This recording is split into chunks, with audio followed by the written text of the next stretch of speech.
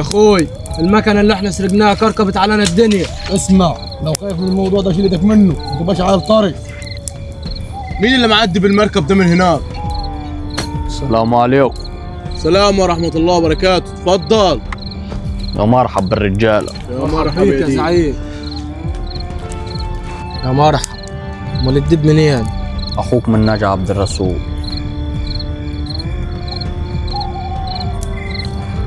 حلوه الحته دي يا ابو عمو، ما تفرجنا عليها. انتوا معاكم سلاح تقيل اهو يا رجالة. بس اللي معاك حلوه. دي ورثها عن المرحوم أبويا، ما تلاقيش منها دلوقتي. شوف كده يا اخوي.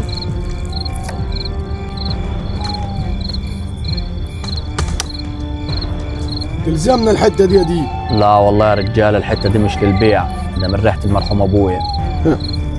ومين قال لك اللي احنا نشتريها؟ احنا هناخدها. وريني الحتة دي. لا حتة تقيلة يا رجالة. اسمع، الحتة دي عافية زاد تلزمنا. انتوا بتقولوا ايه؟ انتوا عايزين تاخدوا بندقة من راجل من ناجي عبد الرسول، ده الطير فيها رقاب. هو فعلا هطير فيها رقبته لو ما سبتش البن.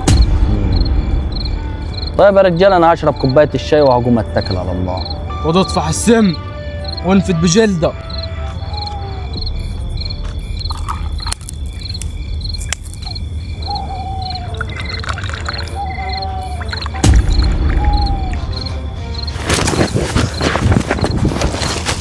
يا ابن الشيطان، محدش يضرب، مصدر الوقت. الراجل فيكم يضرب والبندقية هتجينا ناجي عبد الرسول والوقت هتوصلكم رقبته.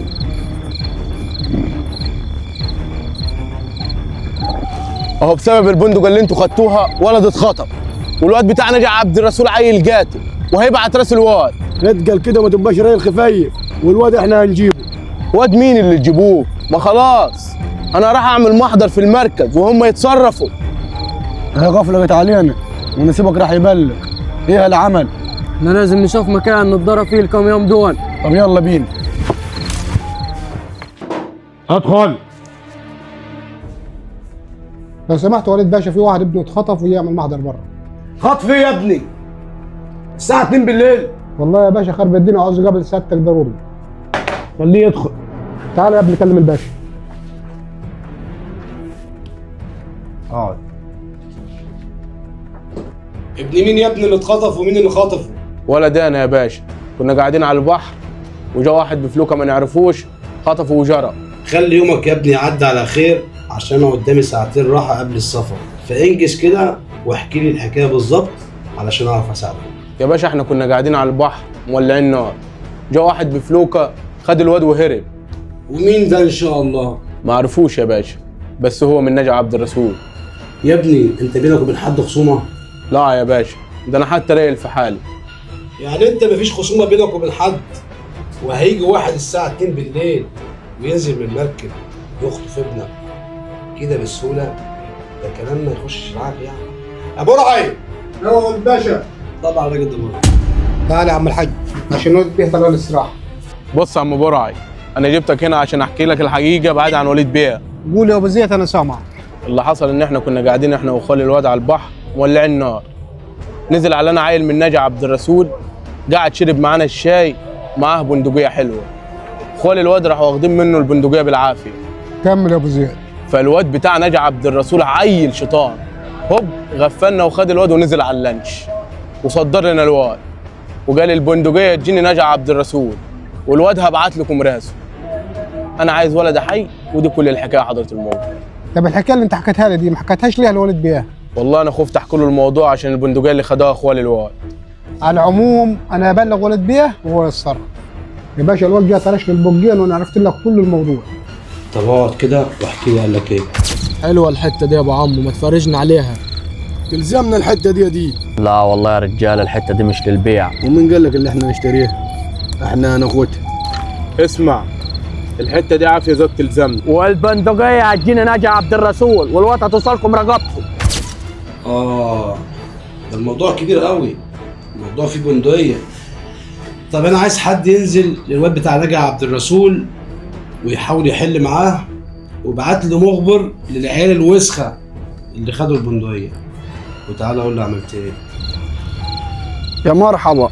بديب نجا عبد الرسول. اتفضل يا حاج علي. يا مرحبا يا حاج علي، مش عوايدك تجيلي على البحر. خير. جاي لك بخصوص الواد اللي انت خطفته.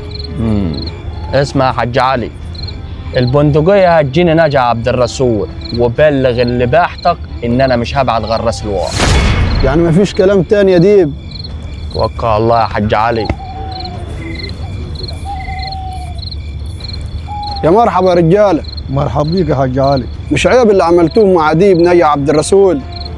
لا مش عيب، وعلمنا عليه وخدنا منه البندقية. طيب يا رجاله، هاتوا البندقه بتاعت الراجل وانا هرجع لكم الواد.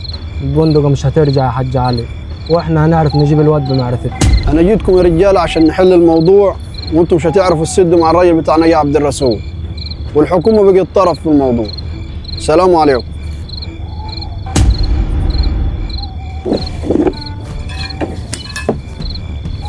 يا واد يا حرامي منك ليه؟ زينب فين ياد انت وهو البندقه بتاعت الراجل بتاع ناجي عبد الرسول؟ لا يا نم، انت على دماغنا، بس البندقية مش هترجع. هات ياد منك ليه انت وهو البندقه ياد؟ البندقية هي نم، بس الواد يرجع سليم. يا مرحب بديب ناجي عبد الرسول. والله زمان يا نزيه النمر، ايه اللي نزلك من الجبل؟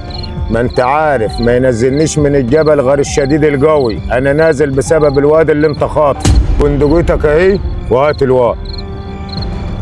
كده البندقية بتاعتي رجعت نجا عبد الرسول، وانت ماشي هتاخد راس الواد معاه. الواد حي وهاخده حي، لا تبقى بيني ما بينك. ماشي يا نمر، خد الواد.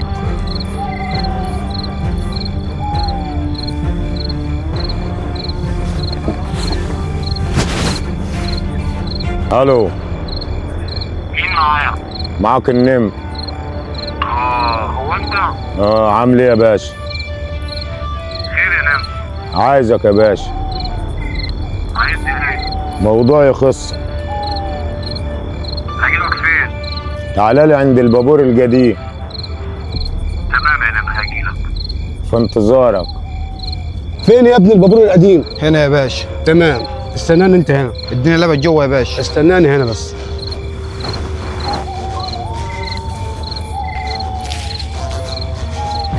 يا نمر، يا نمر. تعالى يا باشا، تعالى يا وليد بيه.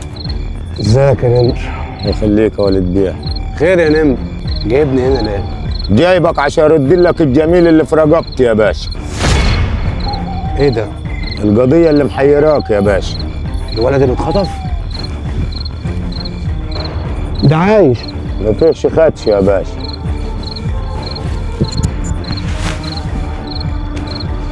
هو انت جبت الولد ده ازاي؟ والله دفعت غالي يا باشا عشان ارد لك الجميل. والله لو كان في وقت يا نمر كنت قعدت معاك ساعة واتنين. بقول لك اختفي شيطان من يوم.